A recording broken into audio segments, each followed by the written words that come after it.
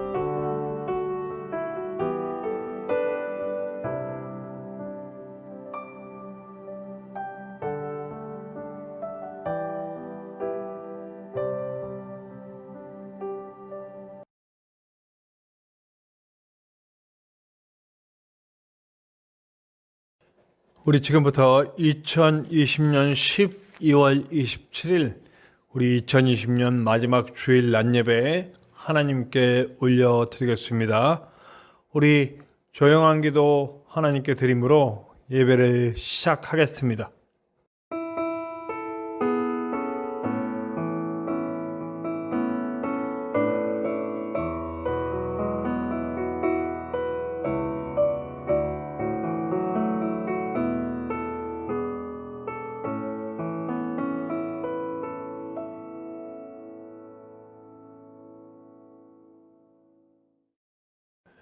우리 다사다난했던 2020년 끝까지 하나님이 지켜주심을 믿고 있습니다. 우리 고백하며 함께 찬양하기 원합니다. 하나님은 너를 지키시는 자. 우리 찬양 속에서 지금까지 지켜주셨고 앞으로도 지켜주실 하나님의 은혜와 사랑을 믿으며 함께 찬양하시겠습니다. 우리 이 찬양이 끝나고 곧바로 이어서 우리 사도신경으로 우리의 신앙을 고백하도록 하겠습니다.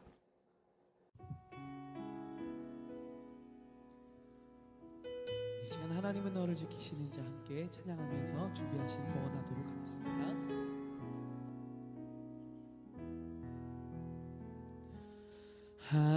하나님은 너를 지키시는 자 너의 우편에 그늘 되시니 낮의 해와 밤의 달도 너를 해치 못하리. 하나님은 너를 지키시는 자 하나님은 너를 지키시는 자 너의 환난을 면케하시니 그가 너를 지키시리라. 너의 출입을 지키시리라. 눈을 들어 산을 보아라. 너의 도움 어디서 오나. 천지 지으신 너를 만드신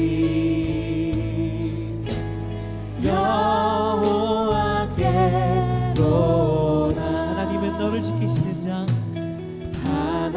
하나님은 너를 지키시는 자 너의 우편에 그늘 되시니 낮의 해와 밤의 달도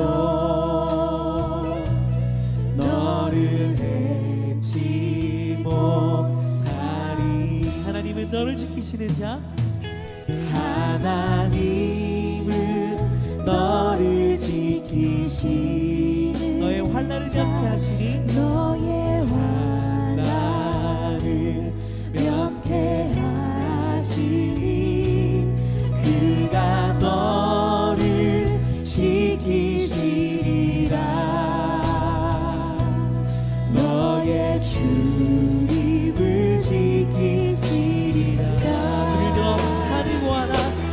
눈을 들어 산을 보아라.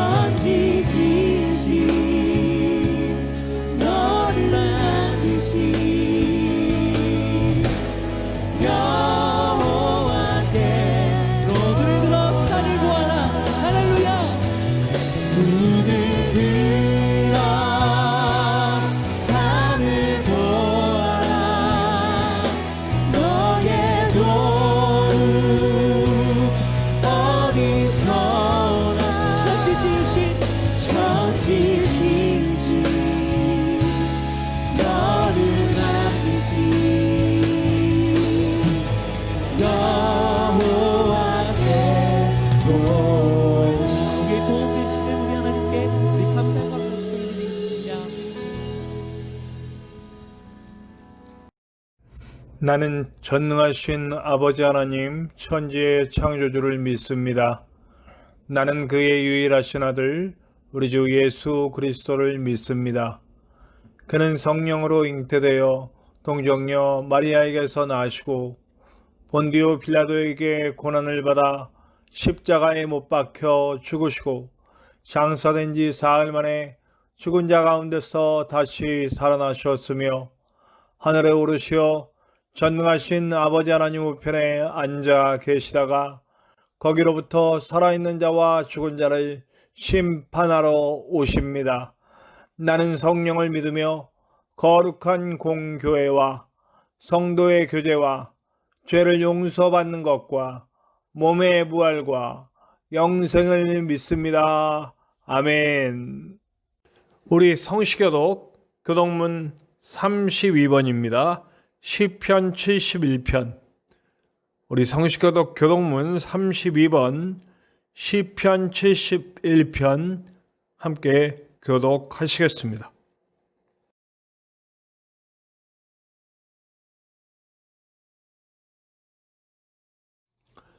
여호와여, 내가 주께 피하오니 내가 영원히 수치를 당하게 하지 마소서.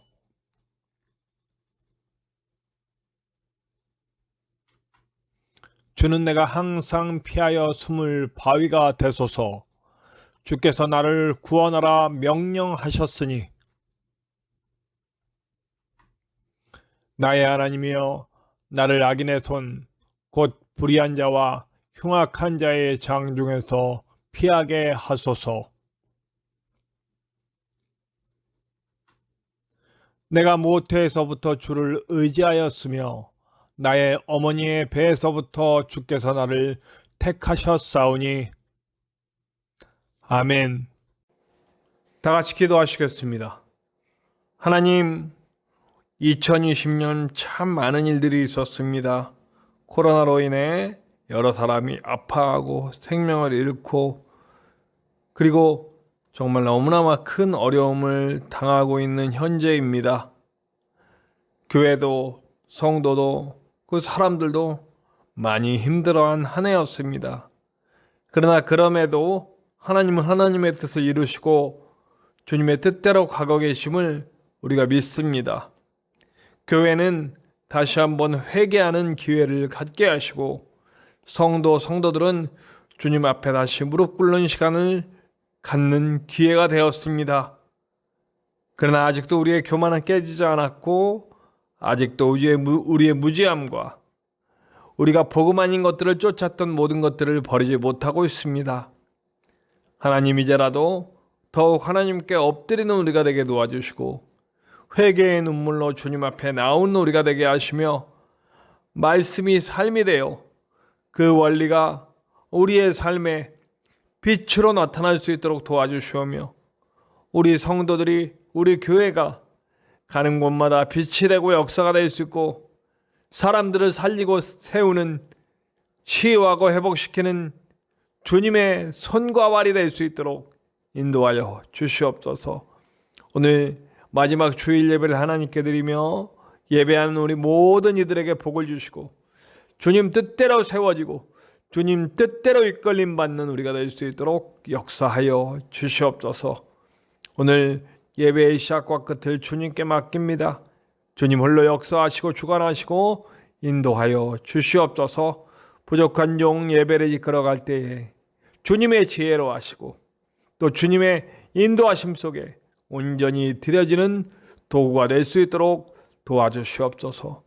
주님 홀로 영광 받으시는 아름다운 예배가 될 것을 믿으며 언제나 함께 하시는 예수님의 이름으로 감사하며 기도하옵나이다. 아멘. 오늘 함께 나누실 하나님의 말씀은 신약성경 로마서 13장 11절에서 14절의 말씀입니다. 신약성경 로마서 13장 11절에서 14절입니다. 제가 가진 성경으로는 신약성경 258페이지, 신약성경 258면 로마서 13장 11절에서 14절입니다. 신약성경 258쪽입니다. 함께 나누시겠습니다.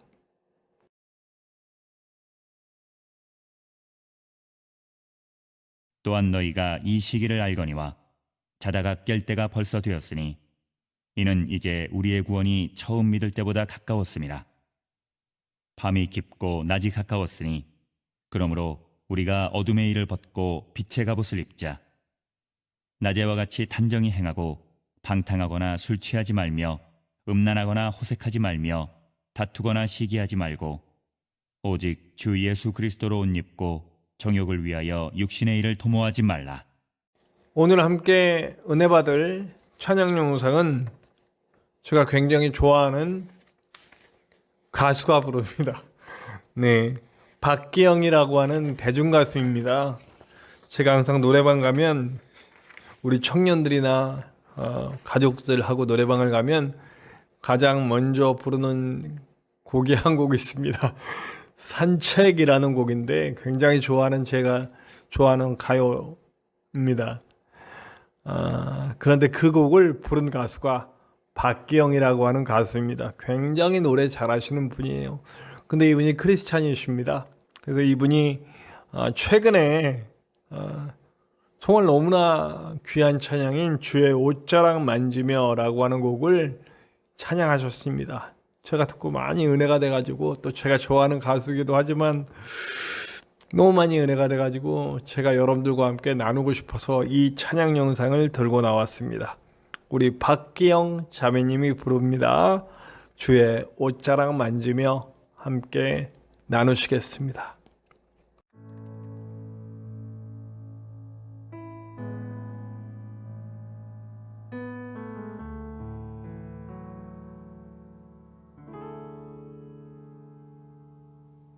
주 발 앞에 무릎 꿇고 그 사랑에 남기네. 어떤 말도 그 어떤 소리도 그 발 앞에서 잠잠해지네.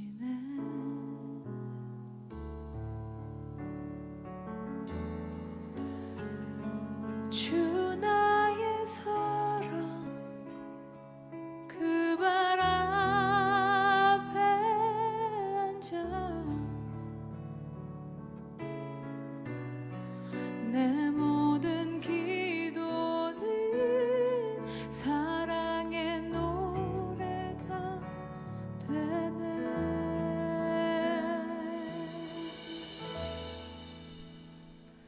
주의 옷자락 만지며 주의 두 발을 씻기며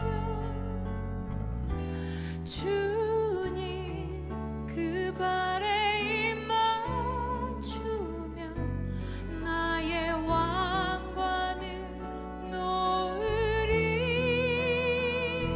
주의 옷자락 만지며 주의 두 발을 씻기며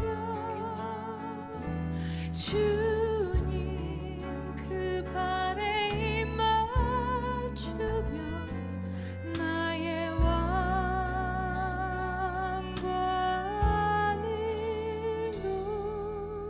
놓으리.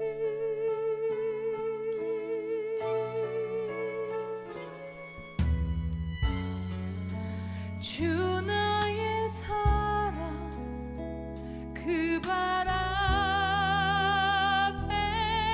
앉아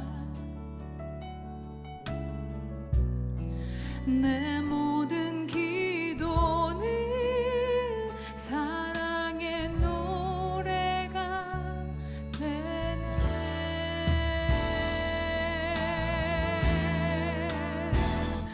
주의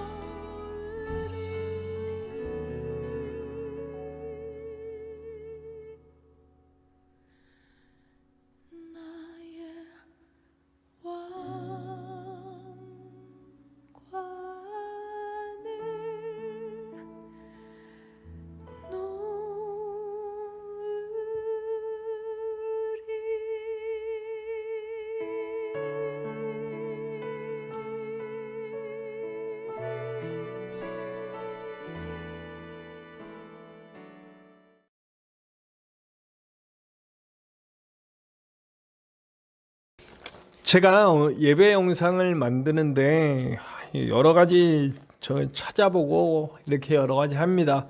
오늘 한 가지 뭔가 변화를 발견하시나요? 네. 성경 봉독이 제 목소리가 아닙니다. 너무 멋진 남자 성우분의 목소리죠. 네, 제가 음성 파일을 찾아서 이게 녹음을 해서 이렇게 인터넷에서는 이렇게 다운받을 수 있는 상황이 안 돼서 그 목소리를 녹음해서 넣었습니다.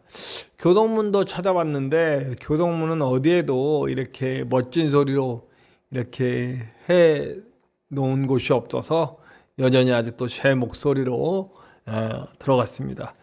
제가 비교해 봤더니 제 목소리가 예쁜 목소리는 절대 아니구나. 네. 하나님께서 우리 예배가 더욱 풍성하고 빛나고 아름다워질 수 있도록 계속 도와주실 줄로 믿습니다. 우리 이제 2020년이 마무리되는데요.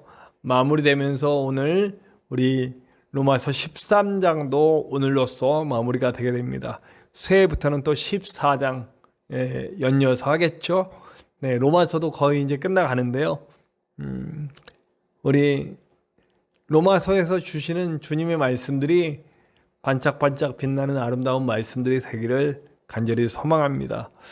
오늘 말씀의 시작은 어쩌면 오늘 말씀은 정말 오늘날 이 땅의 그리스도인들과 교회에게 정말 잘 적용해야 되는 말씀이 아닌가 하는 생각을 해봅니다. 오늘 말씀을 나누시면서 저와 여러분 그리고 이 땅의 교회들이 정말 어떤 방향으로 나가야 되는지 말씀을 통해서 분명한 교훈을 얻는 시간들이 되시기를 간절히 축원합니다. 오늘 11절에 보면 뭐라고 나오냐면 잠에서 깰 때가 되었다. 그건 무슨 얘기냐면 잠들었다는 거예요. 그런데 그러면서 이 잠들었다는 것이 꼭 잠들어서 아무것도 안 하고 있다는 게 아니고 영으로 깨어있지 못하다는 거죠. 그럼 뭐가 깨어있는 거예요? 육이 깨어있는 거예요. 어둠 속에 육체가 깨어있고 영은 잠들어 있다는 거예요. 그러니까 영의 일을 하지 않고 육의 일을 하고 있다라는 얘기를 하고 있는 거예요. 항상 영과 육, 성경에서 대비하는 극명하게 대비시키는 그런 주제들이죠. 네. 복음이 아니었던 것들에 물들었던 모습이에요. 그럼 이 어둠 가운데, 밤 가운데 거하면서 영은 잠들고 육이 깨어 있을 때, 그러니까 어둠 속에서 잠들었던, 영은 잠들었고 육은 깨어서 어둠 가운데 있는 것들이 어떤 행동들을 보이는지 오늘 성경이 이야기해 주고 있습니다. 13절에요. 공동번역이 너무 재미있게 아주 콕 집어서 적나라하게 잘 표현한 것 같아요. 진탕 먹고 마시고 취하거나 음행과 방종에 빠진 상태 이렇게 그대로 표현한 겁니다. 진탕 먹고 마시고 취하고 음행과 방종에 빠진 육신적인 쾌락에 빠져 있는 거죠. 네. 하나님은 우리가 행복하길 바라십니다. 제가 여러 번 말씀드렸지만 하나님은 우리 인간이 불행에 빠지길 원하지 않아요. 그리고 특별히 하나님의 자녀된 우리들이 불행하기를 원치 않으십니다. 행복하기를 원하세요. 그런데 그 행복은 쾌락을 이용한 어떤 일시적인 것들이 아니라는 겁니다. 쾌락과 행복을 비교해 봤어요. 쾌락과 행복 비슷한 단어 같지만 사실은 쾌락과 행복은 완전히 다르다는 겁니다. 쾌락은 뭐냐면 생리적인 신체적인 욕구를 충족시켰을 때, 그러니까 생리적인 욕구, 그러니까 좀 더럽지만 소변이 막 보고 싶은데 소변을 쫙 시원하게 봤다. 그때 느껴지는 게 찰나의 쾌락입니다. 네, 뭐 배변 활동을 원활하게 했다든지,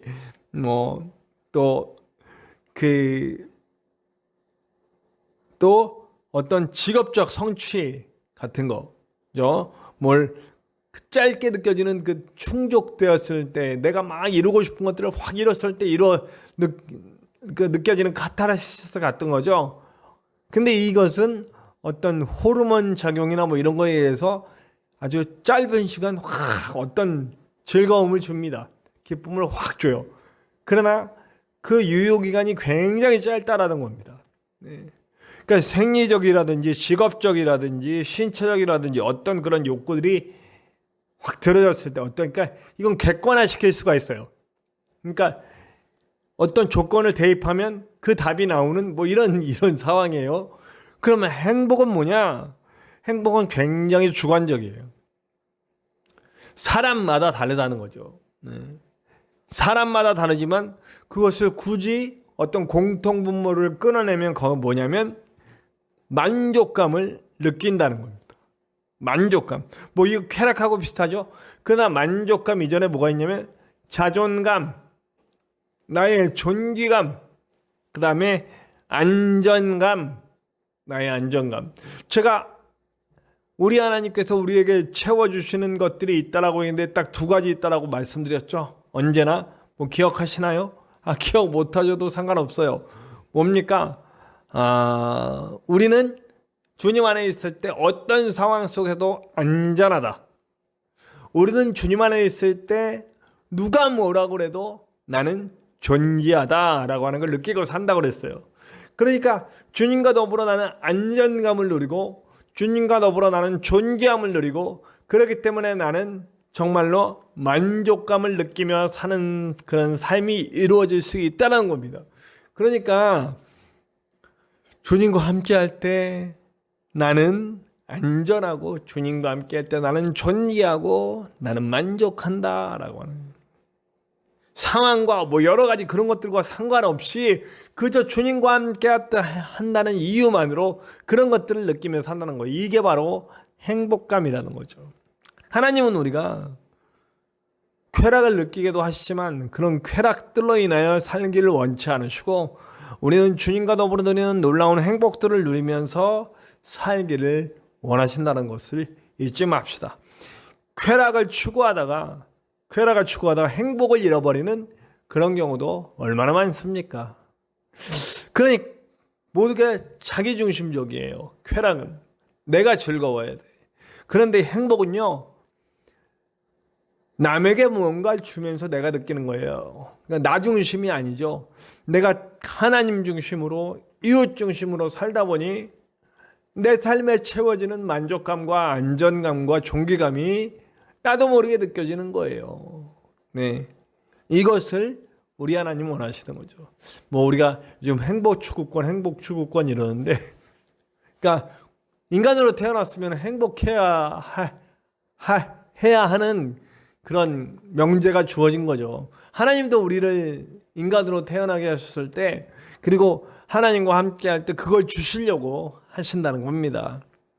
그리고 이렇게 쾌락을 추구하고 육신이 깨어 있고 영혼은 잠들어 있으며 어둠 가운데 거하는 우리가 또 한 가지 나타나는 일은 뭐냐면 분쟁과 시기가 나타난다.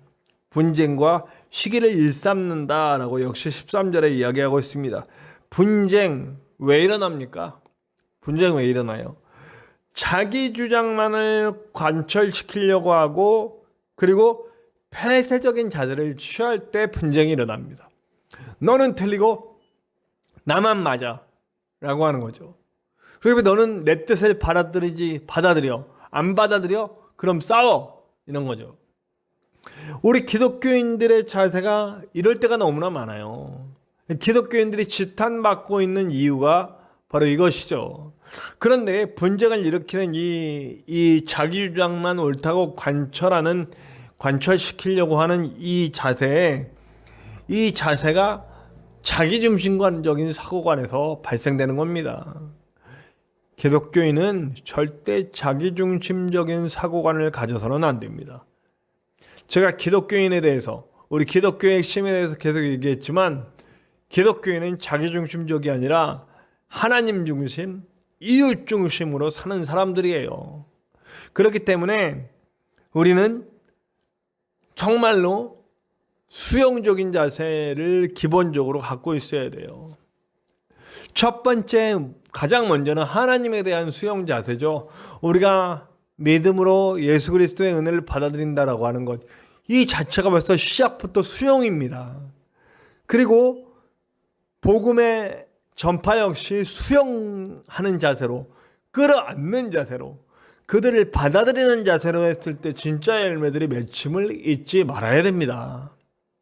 저는 토론에 대해서도 생각을 해봤습니다. 우리나라는 토론 문화가 잘 발달이 안 되고 어떤 식으로 됐냐면 주로 교육, 그러니까 어쩌면 이게 일본 문화의 잔재가 아닐까 싶은데 일방적으로 듣고 습득하는 것, 그러니까 지식 습득 뭐 이런 쪽으로, 그러니까 뭐 이렇게 주입식이라고 그러죠. 주입식 교육.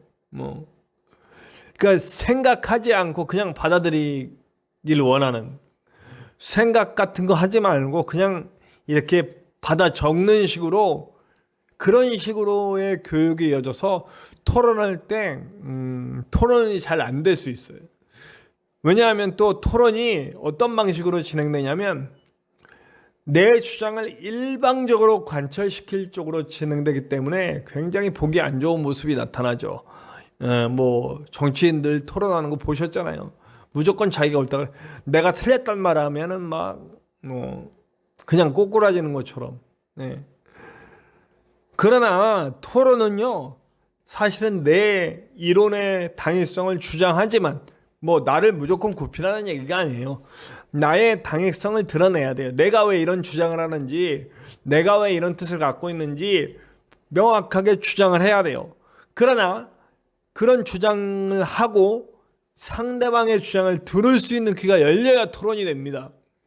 그리고 상대방의 이야기를 명확하게 이해하고 그것의 장단점을 파악해서 또 얘기해 줄 수 있고, 받아들일 건 받아들이고, 그리고 서로 안 맞는 부분은 절충하고, 이런 부분을 통해서 결론을 도출하는 그런 토론의 자세가 돼 있어야 한다는 거죠.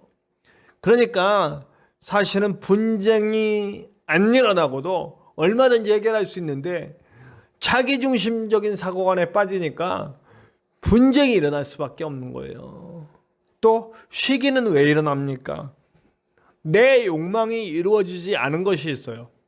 내가 정말 되고 싶었는데, 내가 정말 갖고 싶었는데 못 갖는 것, 내가 정말 되고 싶었는데 못 된 것, 근데 그것을 갖거나 이룬 사람들에 대해서는 시기가 나온 거예요. 미움의 자세인 거죠. 결국 이것도 자기중심이에요. 그러니까 어둠 속에 있는 육신만 깨어있고 영이 잠들어 있는 사람들의 중심에는 자기중심적인 사고가 깃들어 있다라고 하는 거죠. 그럼 왜 어둠 속에, 그리고 왜 이렇게 자기중심적인 사고관을 가지고 육신만 깨어 있느냐? 14절에 이렇게 얘기합니다.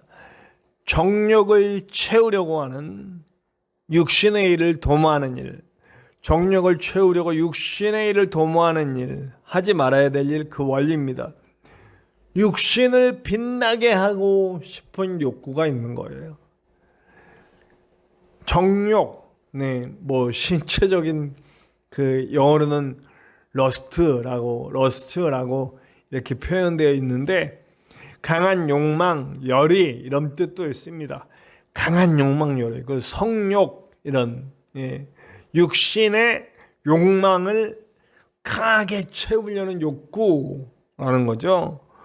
자기 육신을 빛나게 하려는 겁니다. 육신 최고, 눈에 보이는 것 최고, 좀 더 크고 좀 더 넓고 좀 더 많은 것을 갖기 위한, 나를 빛내고 번쩍번쩍 눈에 드러나는 것을 보이기 위한 그 나의 인간적인 욕망이 사실 죄에서부터 시작된 거죠. 네. 이 육신이 깨어있고 어둠에 거하며 영은 잠들어 있는 상태는 죄라고 하는, 죄성이라고 하는 우리 인간의 본래적인 유전되어 내려온 그 죄성 때문이라고 얘기할 수밖에 없습니다. 남들 앞에 더 빛과 번쩍 빛나고 싶어요. 근데 실제로는 어둠에 있는 거예요. 정말 빛에 있지 않은데 빛에 있지 않은 내가 빛나고 싶은 거예요. 나를 드러내고 싶은 거예요. 그래서 우리 좋은 차를 가지려고 하는 이유, 명품을 두르려고 하는 이유가 그거예요. 내 인간적인 가치는 쓰레기인데 겉은 그 쓰레기를 덮는 것은 멋진 자동차가 돼야 되고, 그 쓰레기를 가리고 있는 것은 명품이 돼야 된다는 거죠. 명품을 둘러도 좋은 차를 가져도 그 사람 자체가 가치가 쓰레기면 그냥 명품 두른 쓰레기고 좋은 차 타는 쓰레기인 거죠. 제가 알바를 하잖아요. 이렇게 제가 그 알바를 하면서 알게 된 형님이 있습니다. 제가 형님이라고 불러요. 그분은 예수님을 안 믿기 때문에 내가 예수님 믿는 건 알아요. 그래서 그분이 저를 굉장히 잘 봤어요. 막 성실하고 또 이렇게 배려하고 이런 모습이 있으니까 막 사람들 소개시켜주고 그래요. 저 새로운 일도 소개시켜주고, 그래서 가서 만납니다. 그래서 세상 사람을 만나서 저는, 그럼 우리 형님이 그분이 저를 소개해줘요. 정말 성실하고 일할 때 배려 잘하고, 그래서 내가 꼭 소개시켜 싶다 해서, 그래서 뭐 어떤 일하는 분들한테 소개시켜주고 그래요. 그래서 제가 이 형님 덕을 많이 봤습니다. 근데 이 형님이 그렇게 험한 일 하잖아요. 하차일 하러 오고 상차일 하러 오고 매일매일 일당 받는 일을 하려고 오는데 벤츠를 타고 다니세요. 네. 이 형님에 대해서 나쁘게 얘기하고 싶은 게 아니에요. 자, 이 형님은 옛날에 크게 사업을 하셨고 그때 산 차예요. 이 차가. 근데 사업이 잘 안 되셨어요. 그렇지만 이 차를 팔고 어쩌는 과정을 그냥 산 거니까 타고 다니시는 거예요. 정말 성실하게 알바하시고 그래요. 그런데 그 형님이 이 차를 타고 오실 때 일할 때는 저 멀리 세워놔요. 이런 일 하는데 이런 차 타고 오면서 사람들이 뭐라 그럴까 봐. 그렇지만 이 차를 타고 다닐 때 사람들의 평가가 굉장히 달라지더라는 거예요. 내가 무슨 일 하지? 사실 지금 일은 알바를 하고 있잖아요. 그죠? 뭐 상당히 힘든, 그리고 일당 받고 있는 일을 하는 거는 안정되지도 않고, 만약에 그 일 하고 있는 것만 봤다면 사람들의 평가는 굉장히 낮을 거예요. 그런데 이 형님이 무슨 일을 하건 간에 어쨌든 그 벤츠를 타고 나가면 사람들이 굉장히 일단은 뭐라 그럴까요? 좋게 본다는 거예요. 쉽게 모든 것이 풀어지고 이야기가 잘 되더래요. 사람들이 그렇다는 거죠. 좋은 차를 타고 명품을 둘러야 사람들이 인정해 주는 거예요. 내가 무슨 가방을 들고 다니는지, 무슨 옷을 입었는지, 그리고 무슨 차를 타고 다니는지 그걸 보고 사람들이 인정을 해준다는 거예요. 그러니까 사업하시는 분들은 특히 그렇대요. 제가 옛날에 제가 아는 친구, 저보다 어린 친구인데 그 친구가 사업을 시작했는데 갑자기 차를 바꾸더라고요. 너무 좋은 차로, 뭐 그 나이에 맞지 않는, 당시로서 뭐 그랜저 막 하여튼 최고 좋은 차, 세단. 그래서 제가 왜 저러나 그랬는데 얘기 듣고 이해는 했습니다. 형, 사업을 하려면 이렇게 좋은 차를 타고 다녀야 돼. 그래야 사람들이 내가 무슨 차를 타고 내릴 때 투자도 받을 수 있고 커뮤니케이션도 되고 이런다는 거예요. 이게 바로 인간의 죄성이 아닌가 싶어요. 저는 그런데 이런 이야기가 세상 사람들의 얘기만은 아닌 것 같아요. 왜냐하면 제가 얼마 전에 들은 얘기인데 이 지역, 이 김천 지역에, 그러니까 어느 교회가 교회를 이제 짓게 됐어요. 부흥을 해가지고. 근데 거기 담임 목사님이 그런 얘기를 했대요, 성도들한테. 그러니까 그 교회가 지어지기 전에 이 김천에 가장 큰 교회가 있었어요. 뭐 대지가 몇 평 뭐 이렇게 되겠죠.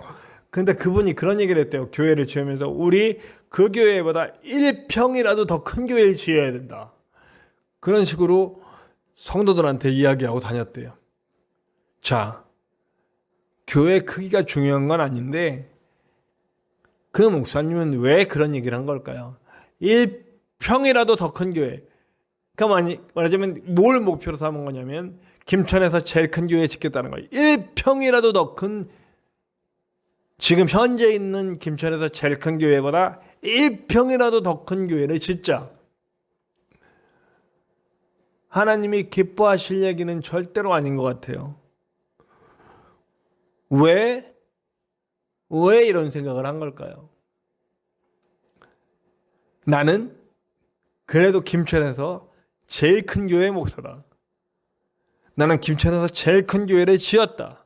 라고 하는 그런 인간적인 목적을 둔 것은 아닐까요? 이것이야말로 굉장히 거룩한 것 같지만 예수님께서 말한 회칠한 무덤 같은 거 아닐까요? 정력을 위해서 교회를 짓는 거 아닐까요? 육신의 일을 위해서 교회를 짓는 건 아닐까요? 교회를 짓는 것, 성전을 세우는 것은 굉장히 좋고 중요한 일이라고 보지만 인간의 목적을 위해서 짓는 성전, 인간의 목적을 위해서 세우는 교회는 이미 교회도 아니고 성전도 아니라고 생각합니다.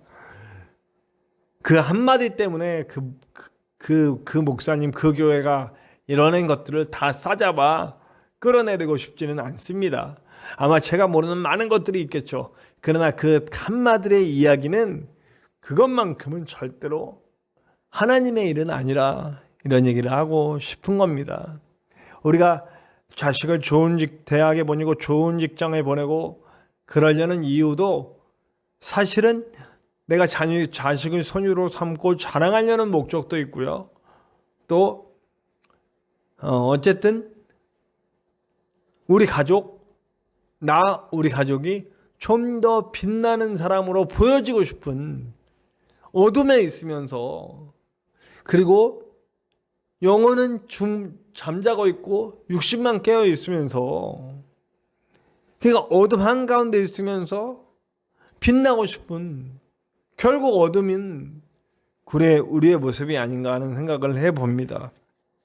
그런데 오늘 바울은 그러니까 여러분은 낮과 같이 빛나는 단정한 삶을 살아야 한다, 이렇게 얘기하고 있습니다.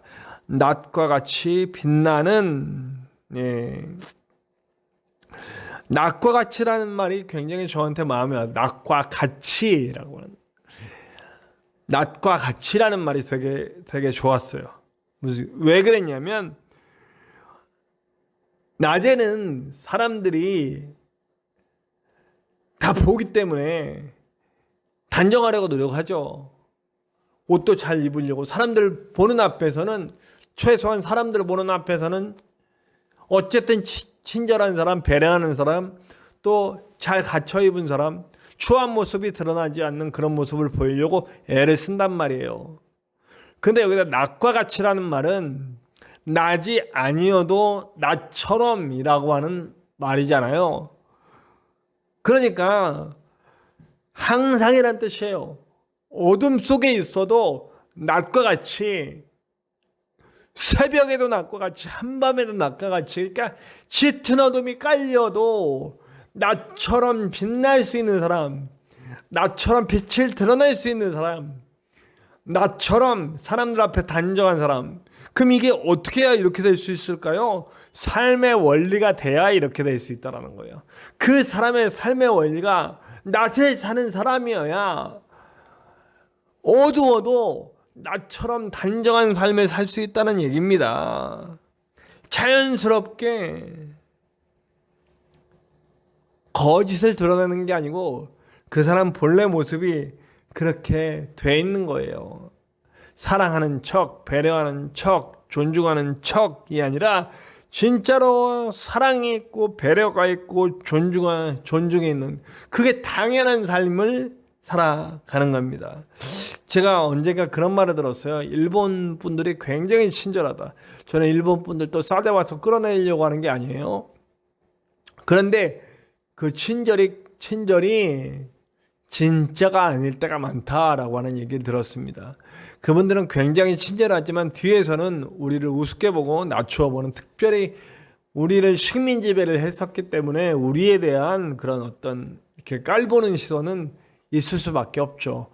우리는 없습니까? 우리나라는 없습니까? 우리나라 동남아시아 사람들 굉장히 무시하고 이런 못된 시선 있지 않습니까? 제가 이건 얘기 나온 김에 또 얘기하겠습니다. 우리는 왜 베트남한테 사과하지 않는 걸까요? 저는 이번 정권은 그래도 베트남 그때 갔을 때 우리가 정말 월남전 때 우리가 베트남 전쟁 때 우리나라 군인들이 양민을 학살한 그 어린아이들까지 싹 죽여버렸다니까요. 그런 일에 대해서 분명히 사과할 줄 알았는데 안 하더라고요. 그리고 유감을 표합니다 정도로. 네. 우리도 일본이 수도 없이 유감을 표현할 때 우리도 기분 나쁘잖아요. 근데 왜 우리는 그걸 못하는지 갑자기 이런 얘기를 하게 됐습니다. 네, 여러분 친절하지만 그 친절이 진짜가 아니라는 거. 배려하는 것 같지만 그 배려가 진짜가 아닌 이유는 밤에는 밤을 살고 낮에는 낮을 사는 거예요. 낮처럼 단정한 게 아니라 낮에만 단정하고 밤에는 으아 네. 그렇게 제 으아의 뜻이 뭔지 아실 거예요. 네. 밤이나 낮이나 한결같은 사람, 그렇게 반짝반짝 빛이 날 수 있는 단정한 삶을 살라고 오늘 바울은 이야기하고 있습니다. 근데 이 단정한 삶을 사는 원리가 바로 뭐냐? 예수 그리스도다. 우리 주 예수 그리스도로 옷 입고 라고 하는 표현을 썼습니다. 여러분, 제가 성탄절 설교 때 말씀드린 그 말씀에 예수님의 오심의 그 이야기를 빌립보서에서 얘기했는데 거기에 세 가지에 대해서 얘기했는데 기억나십니까? 한번 생각해 보실래요? 세 가지 뭐였죠? 그는 근본 하나님과 본체 신앙하면서 시작되는 그 말씀 속에서 뭐였습니까? 네, 제가 말씀드릴게요. 하나님과 동등됨을 취하지는 낮아지셨고 자기를 비워 종의 형체를 가지셨고 그리고 완벽하게 십자가의 죽음까지 순종하셨다라고 하는 이것이 바로 예수님의 모습입니다. 그럼 우리가 예수님을 옷 입는다라고 하는 것은 우리도 똑같이 예수님처럼 낮아지고 예수님처럼 비워내고 예수님처럼 하나님 앞에 순종하는 그런 사람이 돼야 한다는 겁니다. 우리 예수님이 이 땅에 오셔서 낮아지시고 비워내시고 순종하신 근본적인 목적이 뭡니까? 그것은 우리 인간을 한 사람 한 사람 모두를 사랑하시는 그 사랑 안에 있고 그 십자가의 대속을 통해 하나님과 우리 인간을 다시 연결시켜 주시려는, 하나님과 우리를 만나게 해주시려는, 지성소로 들어올 수 있게 해주시려는 그 간절한 그 사랑이 그 바탕에 깔려 있는 것 아닙니까? 그러면 우리의 단정한 삶도 사실은 우리가 만나는 모든 타인들에 대한 우리 자신의 낮아짐, 우리 자신의 비원의 종이 되고 우리 자신의 하나님 앞에 순종으로 말미암아 이루어진다라고 볼 수 있습니다. 그러면 우리가 만나는 모든 타인들에 대한 사랑과 배려와 존중이 예수님처럼 되어 있어야 되는 거죠. 예수님은 하나님과 우리를 연결시켜주기 위해서 다리가 되신 분이에요. 그러면 우리도 타인에 대한 사랑과 배려와 존중으로 말미암아 예수님처럼 하나님과 세상을 연결해주는 다리가 되어야 한다는 겁니다. 저는 우리 청대한 교회가 지향하는 바가 말씀이 삶이 되는 교회다라고 제가 말씀을 드렸습니다. 말씀이 삶이 되는 교회. 그래서요, 오늘의 말씀도 삶이 되어서 진심으로 예수님의 마음으로 예수님으로 옷 입고 깜깜하게 어두운 밤에도 칠흑같이 어두운 세상에도 빛처럼 반짝반짝 빛나서 빛이 되어주는, 갈 곳을 잃고 흑암과 혼돈과 공허 속에 거하는 모든 사람들이 빛인 예수님을 통해 하나님과 다시 연결되고 하나님을 볼 수 있게 되었듯이 우리를 통해 흑암과 어둠과 공허 속에 있는 갈 길을 알 바 모르고 힘들고 괴로워하는 모든 사람들에게 하나님을 보여주고 하나님을 만날 수 있게 하는 그런 다리들이 되어야 한다고 생각합니다. 그래서 저는 2021년에 저는 로마서 8장에 나오는 말씀을 들어서 진짜 승리는 사랑하는 것이다. 사랑이 세상을 이긴다라고 하는 그 말씀을 통해서 이 말씀을 실천하는 교회가 되기를 바랍니다. 예수 그리스도로 옷 입고 예수님의 마음으로 한낮처럼 빛나는 사람, 사랑과 배려와 존중으로 살면서 오늘 말씀의 제목처럼 빛이 없어도 빛나는 삶, 빛이 없어도 빛이 되는 삶이 되는 교회 성도들이 되어야 하는 것을 추구하려고 합니다. 부디 이 말씀을 들은 저와 여러분, 빛이 없는 곳에 칠흑같이 어두운 한밤에도 반짝반짝 빛나는 빛으로 사는 저와 여러분들이 되었으면 좋겠습니다. 빛이 되는 교회가 되었으면 좋겠습니다. 그렇게 모든 것을 이뤄가시는 저와 여러분들 되시기를 간절히 축원합니다. 우리 오늘 말씀을 생각하면서 함께 합심하여 기도합시다. 주님, 나도 예수님으로 옷 입고 칠흑 같은 어둠 속에서도 빛이 되고 그 빛으로 하나님을 보여줄 수 있는 그런 사랑하는 사람, 배려하는 사람, 그리고 존중하는 사람 되게 하여 주시고 예수님의 빛처럼 예수님을 옷 입고 살 수 있는 우리가 될 수 있도록 도와주시옵소서. 그렇게 우리 합심하여 다 같이 기도하시겠습니다.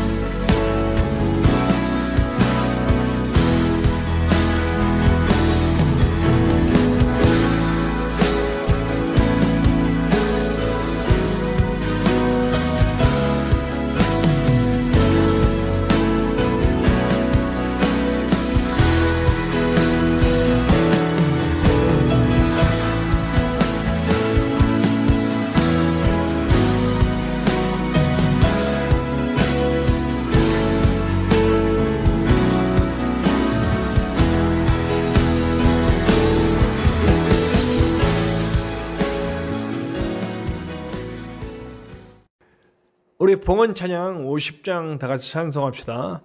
우리 봉헌 찬양 50장 하면서 다 같이 50장 내게 있는 모든 것을 찬송하시면서 준비하신 예물 하나님께 드리시겠고요. 그리고 봉헌 찬양 후에 연이어서 우리 교회 소식 함께 나누도록 하겠습니다.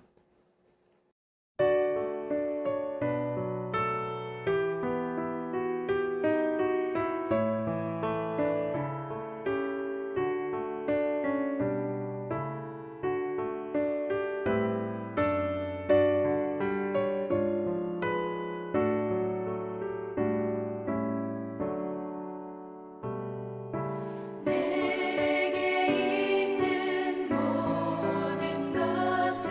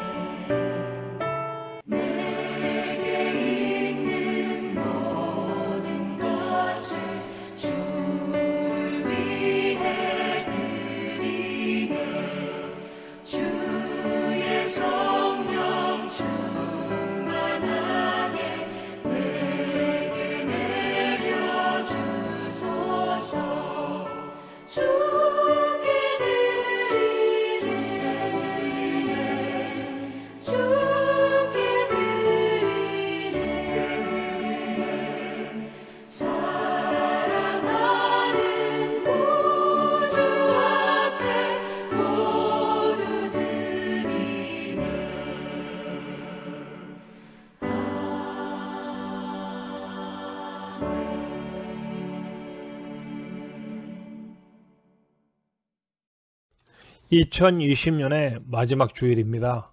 어려움이 많았던 한 해입니다. 그러나 이 남은 시간 잘 마무리하고 우리 2021년을 희망차게 맞이할 수 있도록 잘 준비합시다. 오늘 말씀과 같이 우리는 한낮의 빛처럼 예수님으로 옷 입고 주님께서 원하시는 빛의 삶, 단정한 삶을 살아가는 저와 여러분이 됩시다. 송구 영신 예배가 우리 12월 31일 목요일 밤 11시에 열립니다. 성찬식이 열릴 예정이오니 몸과 마음과 영의 준비를 잘 하고 예배에 참여하시기를 바랍니다. 우리 2021년 교회 달력이 나왔는데 아직 분량이 많이 남아 있습니다. 가져가셔서 이웃들과 나누시기 바라고 혹시 원하시는 분들이 있으면 연락 주시면 보내드리도록 하겠습니다. 우리 전인성 목사님께서 투석 치료 중이십니다. 끝까지 기도 부탁드리고요.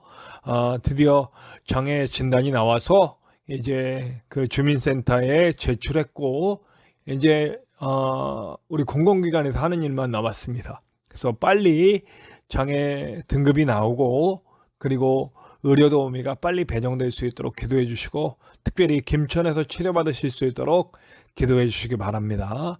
새벽 말씀 묵상은 계속해서 진행되고 있습니다. 조회수가 있건 없건 저는 최선을 다해 매일매일 말씀을 묵상하고 올릴 예정입니다. 여러분들도 함께 하셔서 첫 시간을 하나님께 드리고 말씀으로 늘 무장되는 저와 여러분들이 됩시다.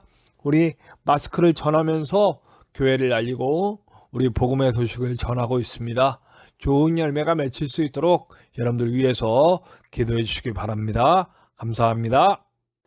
오늘 우리의 결단 찬양은 502장 빛의 사자들이야입니다. 오늘 말씀 기억하면서 나도 빛의 사자로 한밤에도 해처럼 빛나는 그런 예수님의 옷 입은 그런 빛의 사자들 될 수 있도록 역사해 주시옵소서 하는 마음으로 함께 찬양합시다. 502장 빛의 사자들이여 함께 찬송합니다.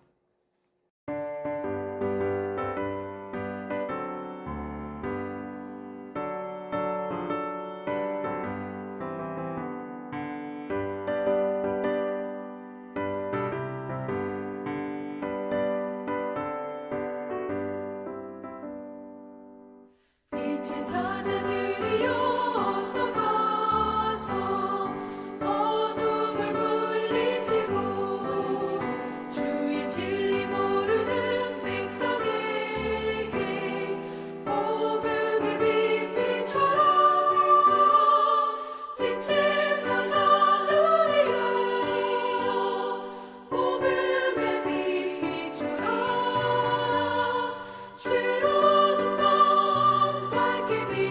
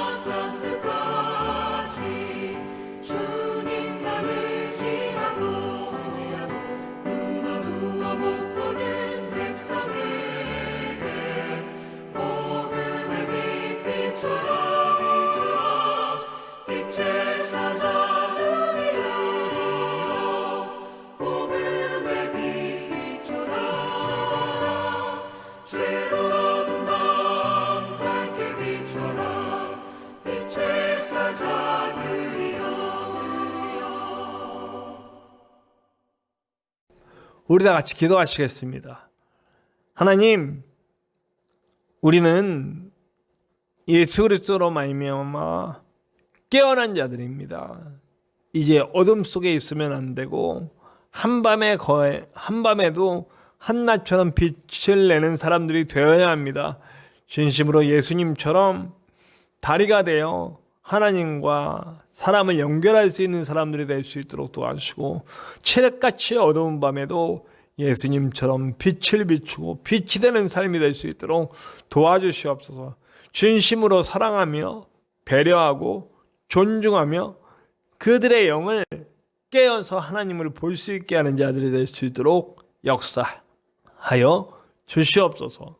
이제는 우리 하나님의 크신 사랑하심과 예수 그리스도의 십자가 보혈의 은혜와 성령님의 함께 하심이 이제 깨어 빛이 되어 사랑하며 배려하며 존중하며 사람들에게 하나님을 알려주고 보게 하기 원하는 우리 모든 성도들 위해 이 땅에 다시 세워져야 할 하나님의 교회 위에, 그리고 구원이 필요한 많은 영혼들에게, 그리고 전인성 목사님을 포함한 치유가 필요한 많은 사람들 위해 지금으로부터 영원토록 함께 하시기를 간절히 축원하옵나이다. 아멘.